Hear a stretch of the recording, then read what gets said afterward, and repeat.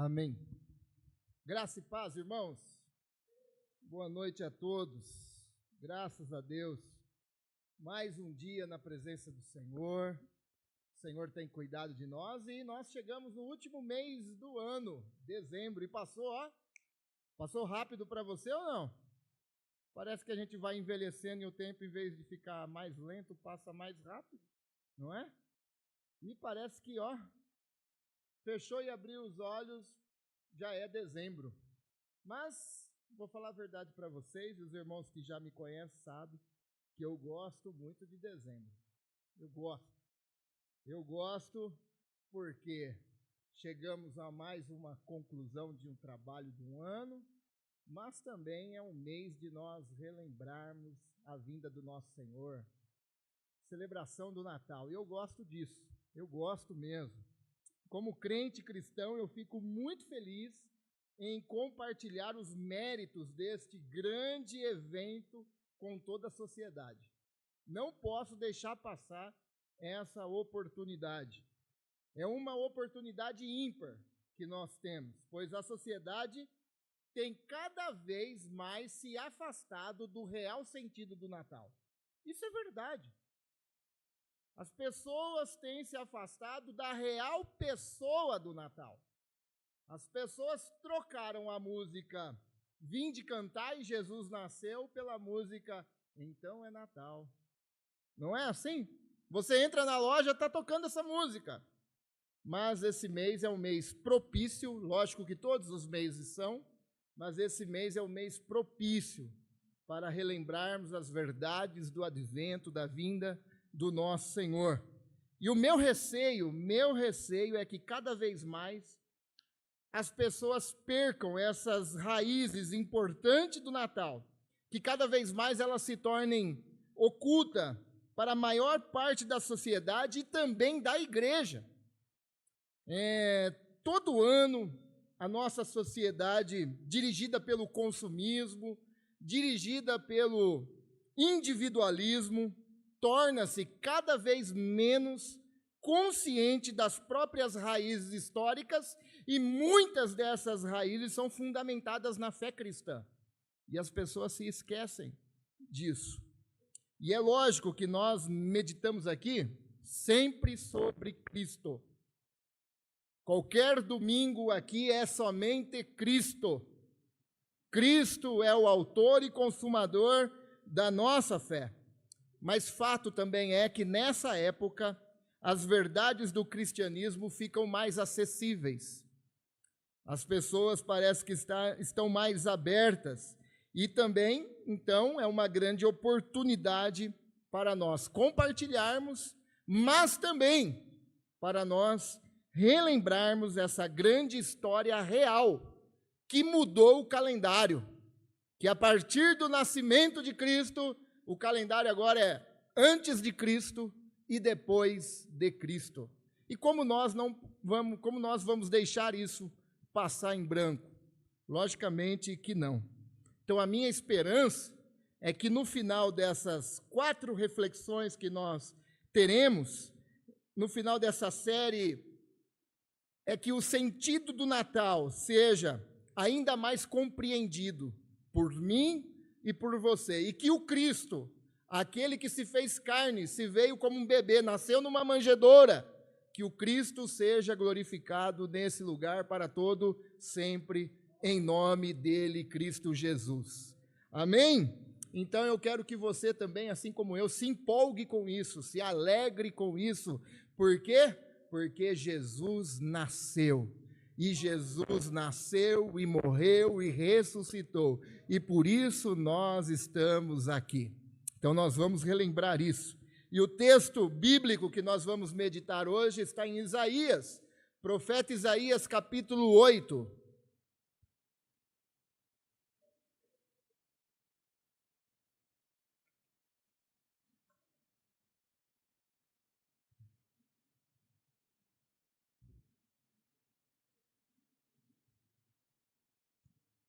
Se Deus quiser, nós não vamos nem terminar de pagar as cadeiras, tem que comprar mais umas 50, hein, Carlão?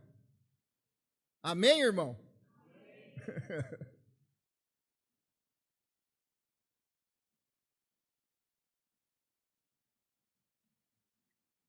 Capítulo 8 de Isaías diz assim, versículo 19, nós vamos ler até o versículo 22, aí nós vamos iniciar o capítulo 9 até o versículo 7. Diz assim: talvez alguém lhes diga, vamos perguntar aos médiuns e aos que consultam os espíritos dos mortos. Com sussurros e murmúrios eles nos dirão o que fazer. Mas será que o povo não deve pedir orientação a Deus? Será que os vivos devem buscar a orientação dos mortos? Consultem a lei e os ensinamentos de Deus. Aqueles que contradizem sua palavra jamais verão a luz. Andam sem rumo, cansados e famintos, e por causa da fome amaldiçoam seu rei e seu Deus. Olharão para o céu, depois olharão para a terra, mas para onde voltarem os olhos, só haverá problemas, só haverá angústias e sombrios desesperos. Serão lançados nas trevas. Capítulo 9. Esse tempo de escuridão e desespero, no entanto, não durará para sempre. A terra de Zebulon e de Naphtali será humilhada, mas no futuro a Galileia dos gentios, localizada junto à estrada entre o Jordão e o mar, se encherá de glória. O povo que anda na escuridão verá grande luz, mas os que vivem na terra de trevas profundas, uma luz brilhará. Tu multiplicarás a nação de Israel e seu povo se alegrará. Eles se alegrarão diante de ti, como os camponeses se alegram na colheita, como os guerreiros ao repartir os despojos.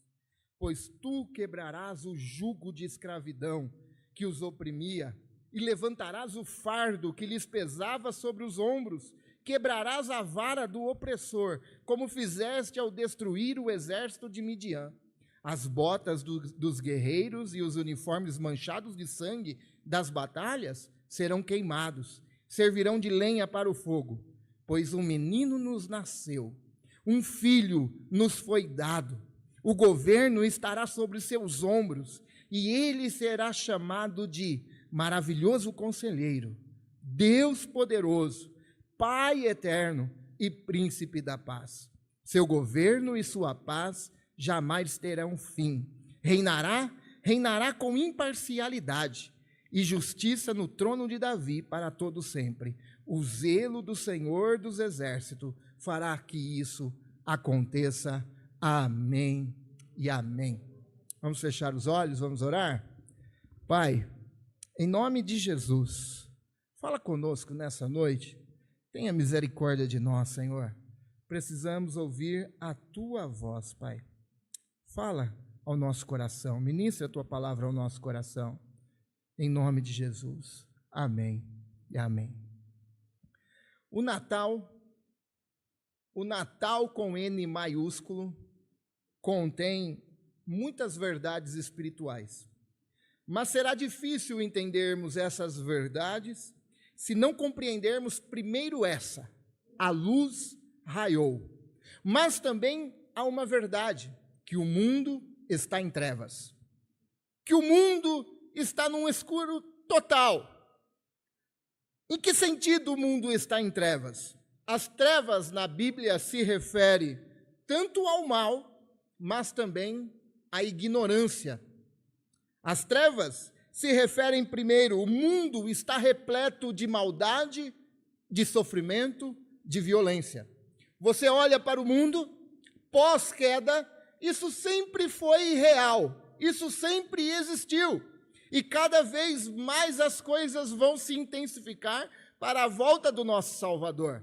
O mundo está em trevas porque a maldade é real no mundo. O mundo está em trevas porque o sofrimento é real no mundo. O mundo está em trevas porque o homem é caído, pecador, e com isso gera tudo quanto é maldade.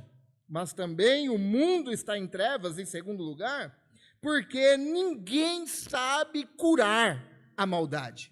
Porque ninguém sabe curar a pecaminosidade do ser humano. Ninguém sabe curar o coração caído do ser humano. E é por isso que o mundo está em trevas. No capítulo 9, a qual nós lemos, ele está dentro de um contexto. O final do capítulo, nós vimos aqui que esses homens, o povo de Deus, o povo mesmo, a nação escolhida de Deus, estavam o quê? Estavam consultando médiuns, estavam consultando feiticeiros. E o profeta diz: olha, mas será que o povo não deveria pedir orientação de Deus? Será que o povo não deveria consultar as leis e os ensinamentos de Deus? Mas os homens estavam tentando resolver do seu próprio jeito. Eles assumiam que o mundo estava em trevas. Sim, estamos na escuridão. Mas o que eles diziam é: nós podemos consertar isso com os nossos próprios esforços. Nós podemos dar o nosso jeito, do nosso jeito. Não precisamos de ninguém. E não muda muito hoje, meus irmãos. O mundo continua nessa mesma escuridão. E as pessoas continuam tentando vencer essa escuridão, curando a maldade, curando o coração humano, curando a violência, mas sempre do seu próprio jeito, com seus próprios esforços. As pessoas acreditam fielmente serem capazes de instaurar um reino perfeito, um reino justo, um reino pacífico, mas restaurar esse reino sem Cristo, deixando Cristo de lado. Algumas pessoas se voltam para o Estado. O Estado vai resolver o problema. E não resolve. Algumas pessoas confiam no homem. Esse homem vai resolver o problema. E não resolve. Algumas pessoas, então, adotam ideologias humanistas. Olha, essa ideologia é boa. Não, esta ideologia é boa, mas todas elas não resolvem, porque são ideologias humanistas. Mas a única que se sobrepõe e que autoexiste suficientemente é o reino de Deus. É este reino que Daniel vê uma pedra tirada por mão de homem, que ela começa a rolar, crescer e tomar toda a terra, que esse reino será instaurado de paz e justiça, mas essa pedra é Cristo Jesus. Mas as pessoas não querem, as pessoas querem dar o seu próprio jeito, com ideologias, com o Estado, com pessoas, com tecnologia, mas estão sempre ignorando a luz, estão sempre ignorando a verdade. Um dos líderes que me chama muito a atenção, eu tenho alguns, mas um dos líderes que me chama muito a atenção e que me leva à reflexão é Václav Havel. Václav Havel foi o primeiro presidente da República Tcheca e certa feita ele disse: a busca de uma vida de bem-estar não ajudará a humanidade a se salvar, nem mesmo a democracia é suficiente para que a humanidade se salve, mas é preciso um retorno para Deus, uma busca de Deus é necessário para que o mundo se salve. É isso que as pessoas precisam de Deus. Por isso, observe que o texto não diz que uma luz brotou do mundo. O texto não diz isso, mas diz que a luz raiou sobre o mundo. A luz não veio do mundo, a luz iluminou aqueles que estavam no mundo. Isaías capítulo 9, versículo 2. O povo que estava em trevas viu grande luz, e sobre os que habitavam na região da sombra da morte, resplandeceu a luz. Nós estávamos em trevas. Eu e você estavam em trevas, com o nosso coração pecaminoso, propício para o mal e com a nossa ignorância, com o nosso desprezo a Deus. Mas a luz não brotou de dentro. A luz brotou do nosso Senhor Jesus Cristo, que é o nosso Deus.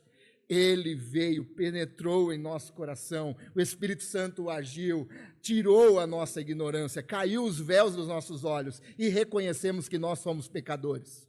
E a partir daí, nós iniciamos uma jornada entendendo que o mundo só pode ser reconstruído com justiça, paz, harmoniosidade, a partir de Cristo Jesus. A partir de Jesus. Essa luz vem de fora do mundo.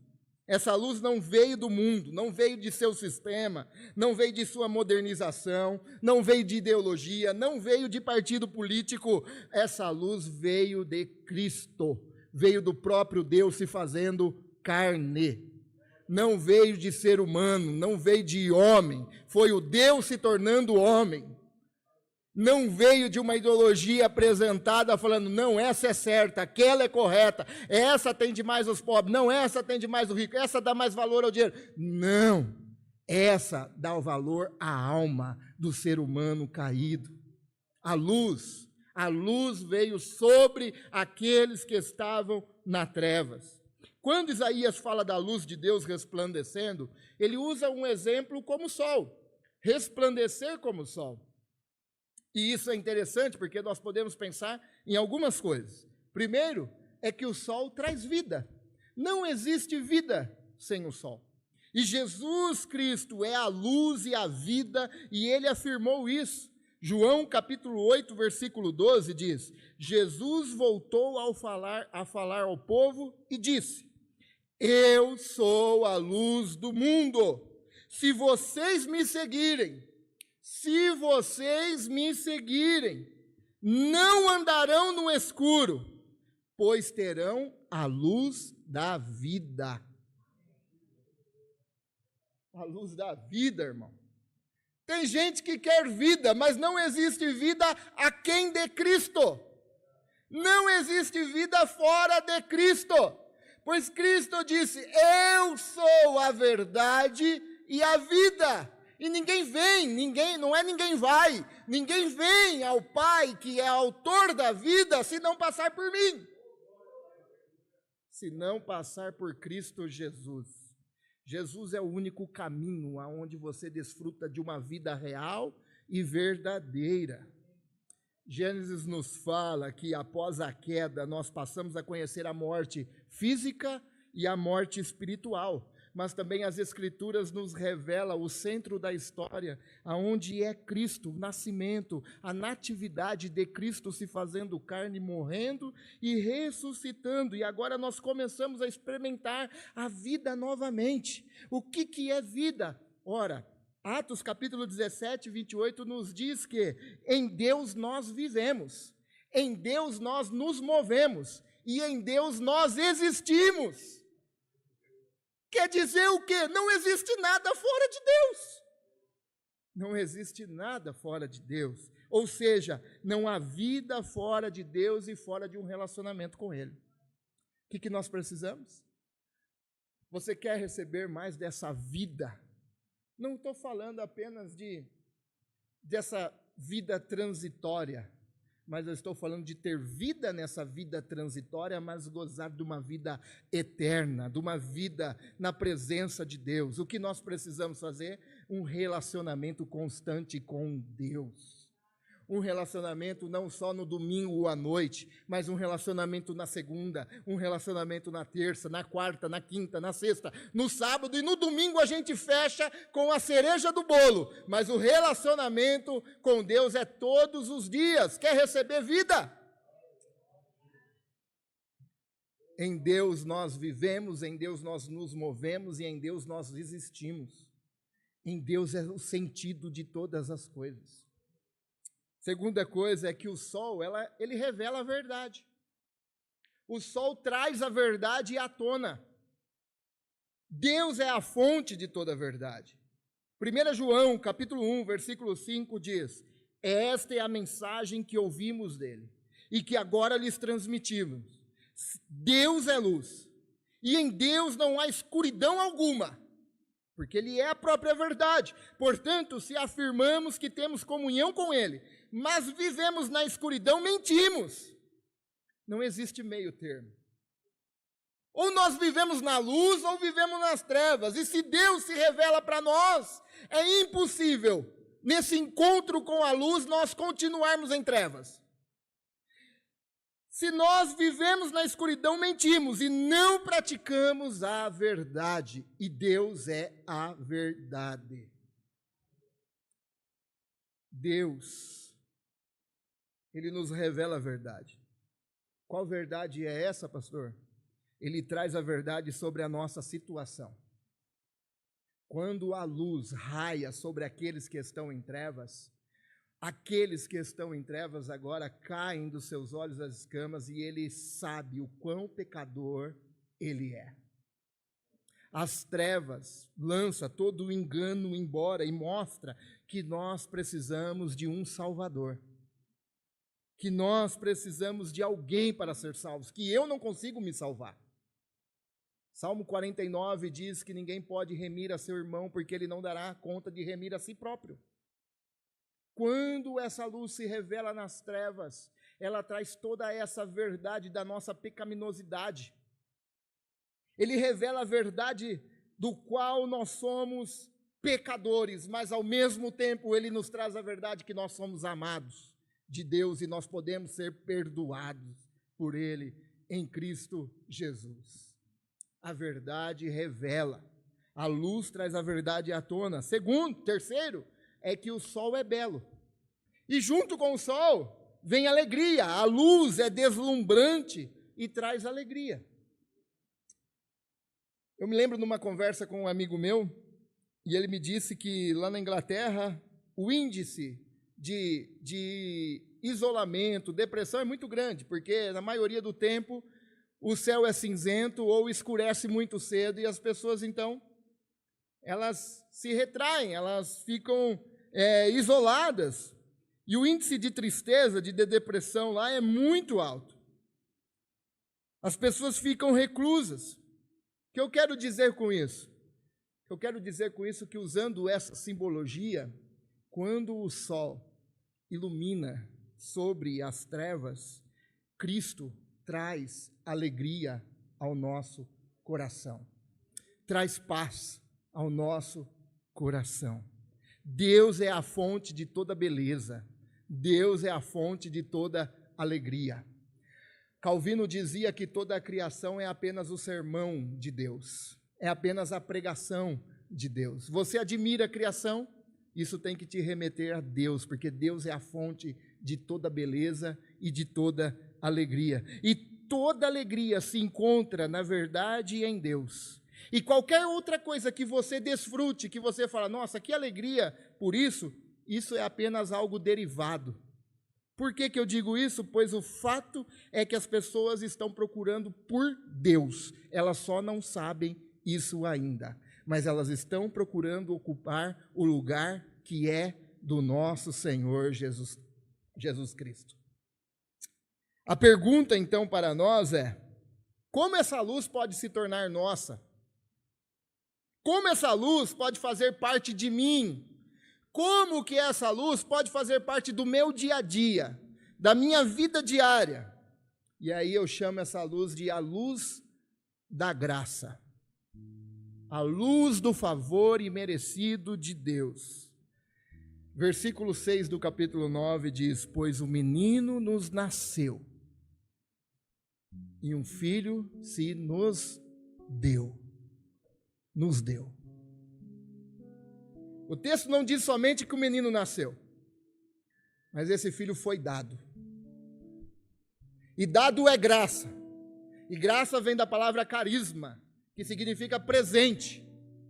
Deus deu esse presente, a luz, a nós. Ela se revelou a nós.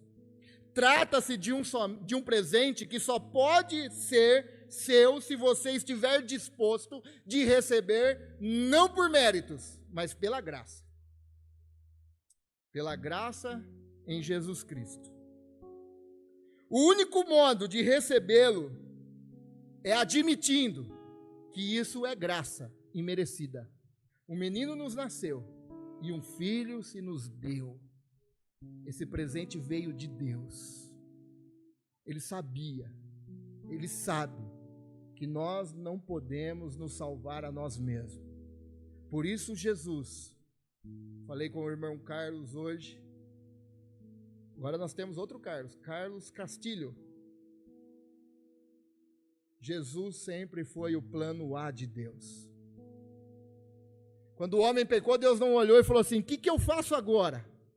Não, o Cordeiro já havia padecido antes da fundação do mundo.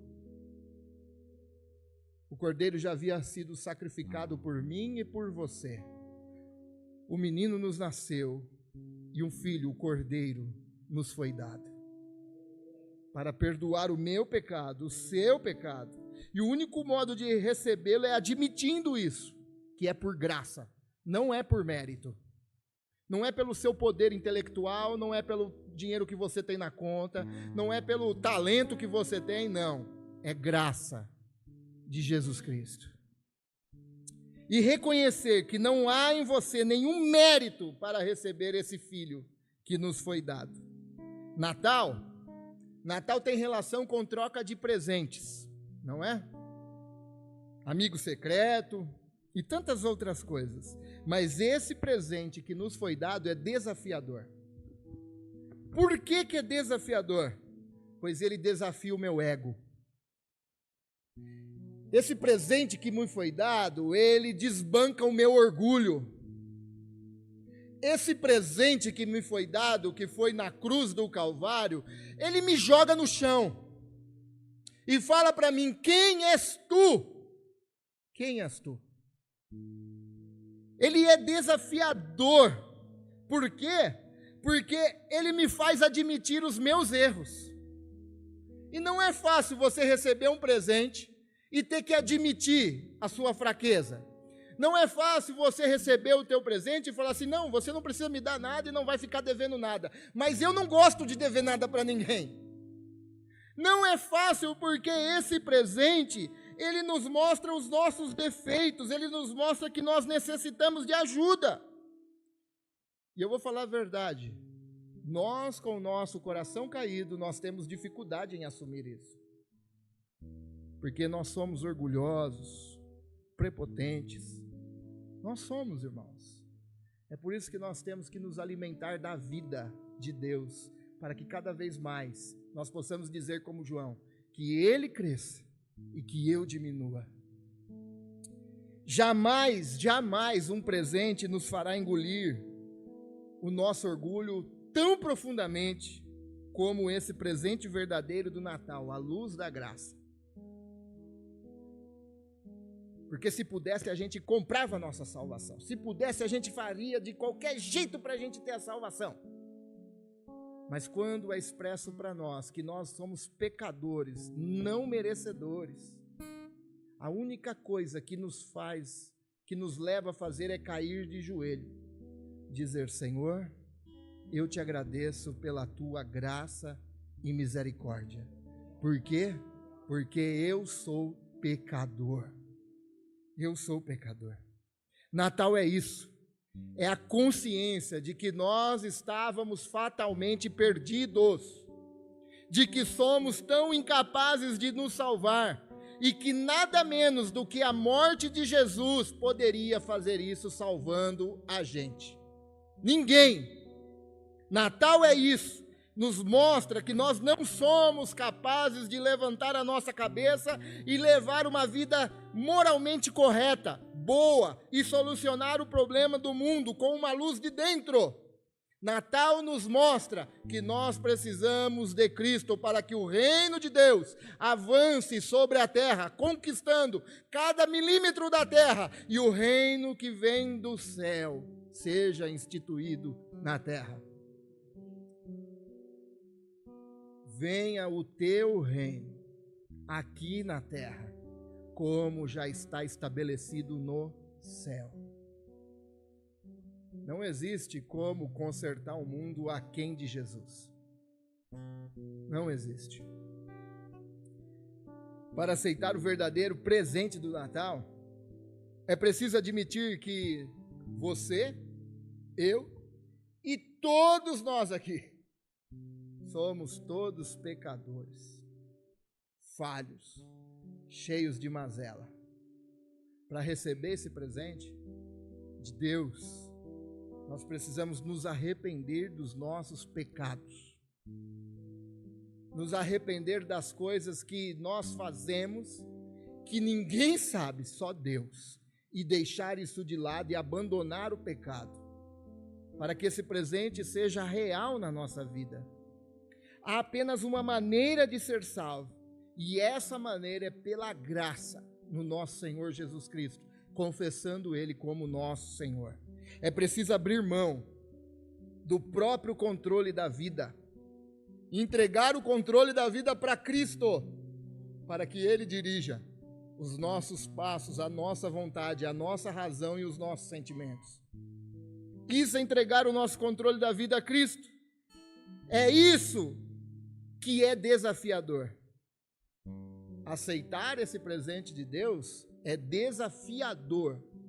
Mas para você nessa noite que está ouvindo essa mensagem, eu afirmo para você que ao mesmo tempo que é desafiador, é suficiente para te salvar. É suficiente. Somos todos pecadores, salvos pela graça, e isso nos basta. Isso nos basta, irmão. Oh, glória a Deus, glória a Deus. A mensagem da graça, eu vou falar para você, mexe com o meu coração. Quando Jesus morreu na cruz, as trevas desceram sobre a terra. A escuridão parou sobre a terra. Mas a luz penetrou as trevas a fim de nos trazer de volta para a luz divina, que é Deus. Quando Cristo Jesus executou o plano por mim e por você, pegando o madeiro, indo até o Gólgota, carregando aquela cruz, que não era só a madeira, mas era o meu pecado, o seu pecado, a minha desobediência, a sua desobediência. Quando ele pegou isso e foi até lá executar o plano, eu não sei se isso te impacta, mas a mim me impacta, porque eu era essa ovelha perdida que nós cantamos. E eu ouvi a voz desse grande pastor e me chamou para fazer parte do rebanho dele, mesmo não sendo merecedor, sendo desobediente, apesar dos meus ineméritos. Cristo chamou a mim e chamou a você para fazer parte desse rebanho. A luz raiou sobre as trevas, trouxe entendimento, limpou os seus olhos, você caiu de joelho, olhou para o Calvário e disse: Senhor, aqui estão os meus pecados. E ele disse para você: então você recebe de mim perdão e graça. Perdão e graça. A mensagem do Natal é essa: que nós não podemos fazer um paraíso na terra sem Cristo. Não podemos. Que todas as formas humanistas são falhas. E que todos nós somos pecadores. E que precisamos de uma ação divina para sermos salvos. E que a salvação é pela graça, pelo favor imerecido de Deus. Essa é a mensagem do Natal. Aí eu te pergunto, você não vai celebrar o Natal? Não vai compartilhar o Natal? A mensagem do Natal é essa: pois o menino nos nasceu, um filho nos foi dado. Me vem na memória, agora eu já vou parar porque tem a ceia, mas a gente... Abraão está lá. Deus pede o filho. Abraão está pronto para executar o filho. Diz Romanos que ele ia oferecer o seu filho crendo que Deus traria da cinza. Mas Deus traria. Mas na hora que o cutelo ia, Deus disse: Abraão, não faça tal coisa, pois o cordeiro já está preparado. Um filho nos foi dado. O cordeiro nos foi preparado. João vai batizar Jesus e ouve uma voz: este é meu filho amado. E João diz: eis aí o cordeiro que tira o pecado do mundo. Um filho nos foi dado. O homem peca e Deus diz à serpente: olha, nascerá um da semente da mulher, que esmagará a cabeça da serpente. Um filho nos foi dado. O governo está sobre os seus ombros. E ele será chamado Maravilhoso Conselheiro. Você precisa de conselho, irmão? Você precisa? Tem bons conselheiros, mas tem um maravilhoso conselheiro.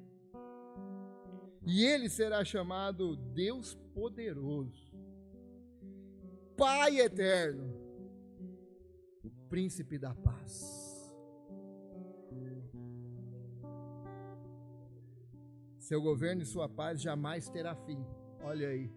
As pessoas resolvem hoje, amanhã o governo já vai lá e acaba com tudo, decreta lá um tempo de paz e agora o coisa já revidou de novo, acabou com o tempo de paz, não durou 24 horas. Esse não. Esse é o príncipe da paz. Seu governo e sua paz jamais terão fim. Reinará com imparcialidade e justiça no trono de Davi para todo sempre. Sabe o que irá fazer isso? O zelo do Senhor dos Exércitos fará isso acontecer. Essa é a mensagem do Natal para nós. Feche os seus olhos em nome de Jesus. Pai, em nome de Jesus, meu coração se alegra nessa noite, Senhor. O Senhor ministrou o nosso coração, Deus. Como é bom, Senhor, ouvir a Tua voz e saber que o Senhor é aquele que proveu o Cordeiro para nos salvar. Ó Deus, eu te agradeço pelo sacrifício vicário do Filho Jesus, o sacrifício substitutivo, Senhor, que nos substituiu na cruz do Calvário, morrendo por nós, entregando a vida por nós, carregando sobre si as nossas dores, nossas enfermidades, nossas mazelas, Pai. Em nome de Jesus, eu te agradeço, Senhor, porque eu e ninguém poderia se salvar. Ó Deus, eu te agradeço, porque o Senhor preparou o Cordeiro imaculado, sem mancha, para nos perdoar e para nos trazer de volta para Ti. Senhor, nós celebramos esse mês a vinda do Senhor Jesus nessa terra, mesmo cheia de pecadores, numa terra contaminada. O Teu Filho se